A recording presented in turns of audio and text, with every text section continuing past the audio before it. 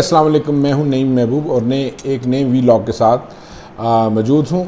मेरे साथ एक बार फिर मौजूद हैं जनाब बैनुल अक़वामी अमूर की माहिर डॉक्टर हिना, जो कि PhD स्कॉलर हैं, और आज हम इनसे बात करेंगे पाकिस्तान की खारजा पॉलिसी के हवाले से, और इसके साथ साथ इनको ये भी बताएंगे कि डॉक्टर साहबा आज पार्लियामेंट सेनेट की जो कायमा कमेटी है उसमें दफ्तर खारजा के जो सेक्रेटरी हैं वो पेश हुए थे, और क्योंकि पिछले दिनों जो प्राइम मिनिस्टर का दौरा रूस था उस पर काफ़ी तनकीद की गई और ये कहा गया कि ये कोई वक्त नहीं था दौरे का जब कि रशिया और यूक्रेन की जंग बिल्कुल तैयार खड़ी थी, और उस वक्त हमारे प्राइम मिनिस्टर का वहाँ पे मौजूद होना और जंग का स्टार्ट होना, उसके बड़े मनफी असरात सामने आए हैं।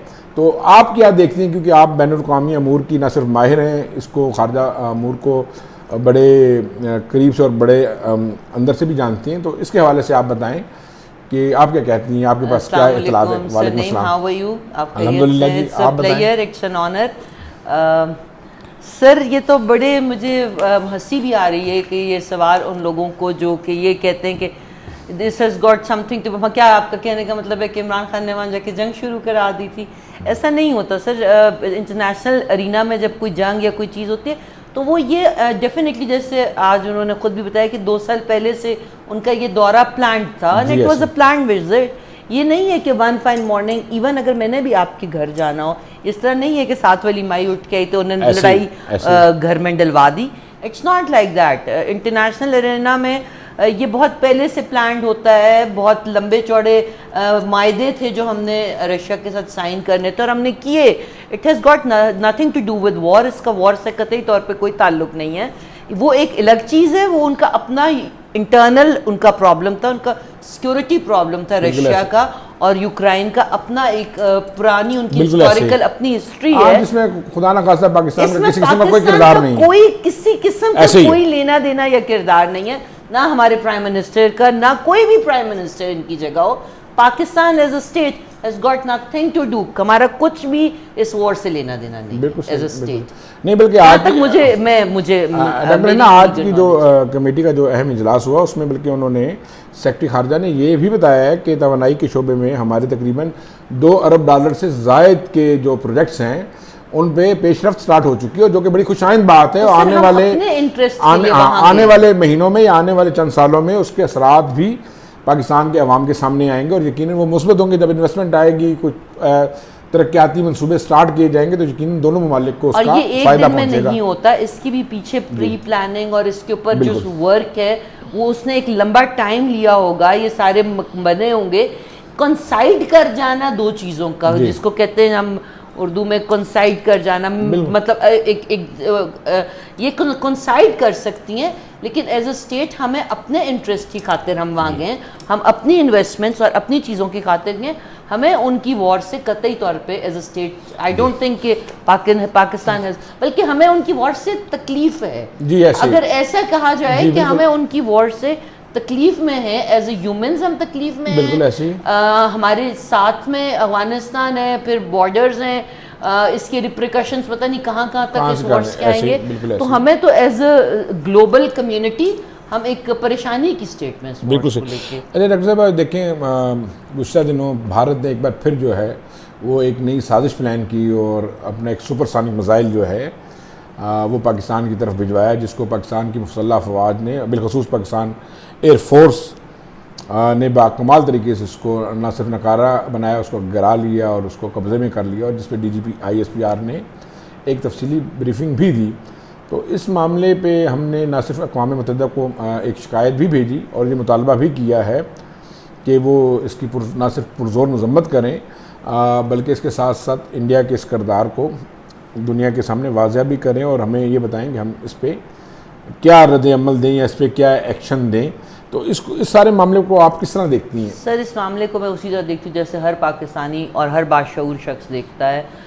इंडिया को पाकिस्तान का वजूद 1947 से उसको पाकिस्तान के वजूद से एक इनकार, denial, total denial. India do not accept, खाली वो मैं लोग कहते हैं वो आज़ाद जम्मू एंड कश्मीर या वो जम्मू एंड कश्मीर को रिकग्नाइज नहीं करता या वो पूरे बाकी स्टेट, वो पूरे रीजन को सर रिकग्नाइज नहीं करता। इंडिया का एक प्रॉब्लम है कि वो चाहता है कि वो जो उनका पुराना इंडिया था ना अच्छा मैं आपको एक दिलचस्प बात बता दूं, आप अगर तारीख को देखें तो बहुत से स्कॉलर ये दावा कर रहे हैं कि पाकिस्तान जो खित्ता पाकिस्तान की सरजमीन है ये कभी हिंदुस्तान का हिस्सा रही ही नहीं है। ये हिस्सा थी ही नहीं, बल्कि ये एक आज़ाद रियासतें थी, ठीक है। लेकिन जब ब्रिटिश आए उस वक्त भी ये उन्होंने ठीक है रीजन पे वो जब किया, लेकिन ये कभी भी हिंदुस्तान का पाकिस्तान हिस्सा नहीं रहा।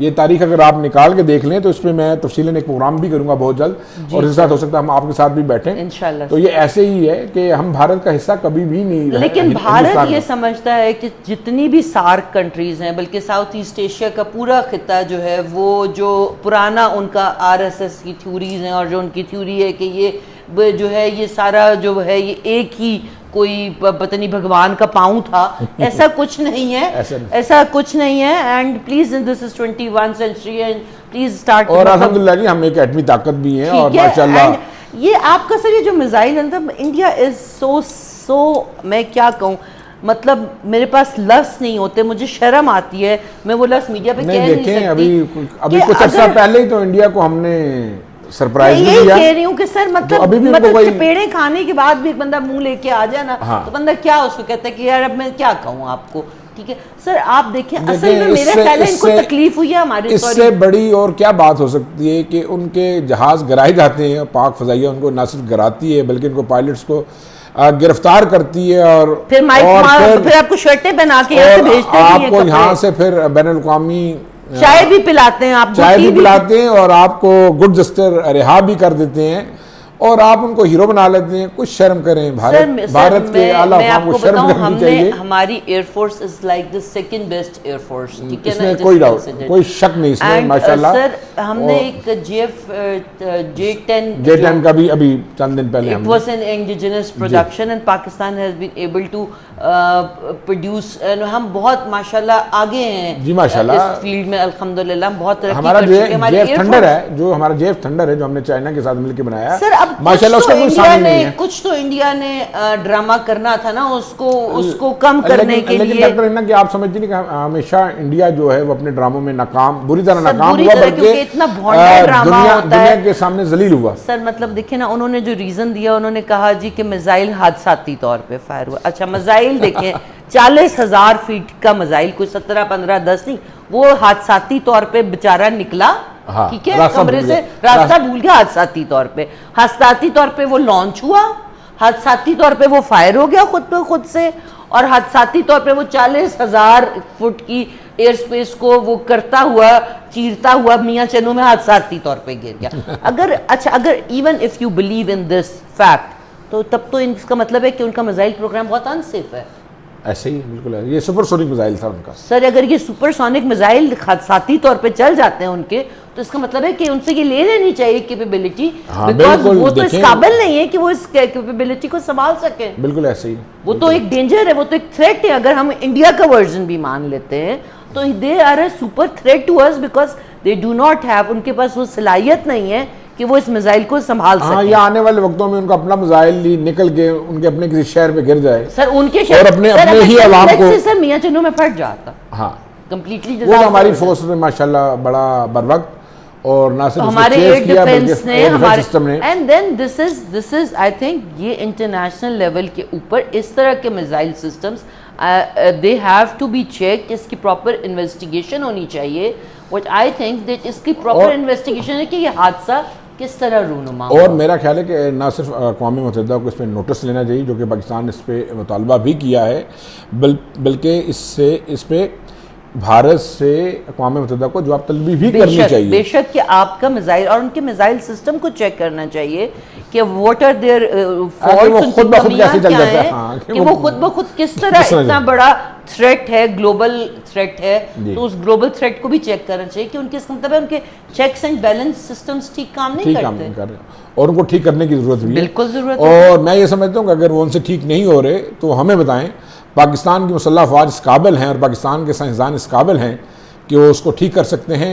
बहुत जल्द फिर मिलेंगे नए वीलॉग के साथ। इजाज़त दीजिए, अल्लाह हाफिज़।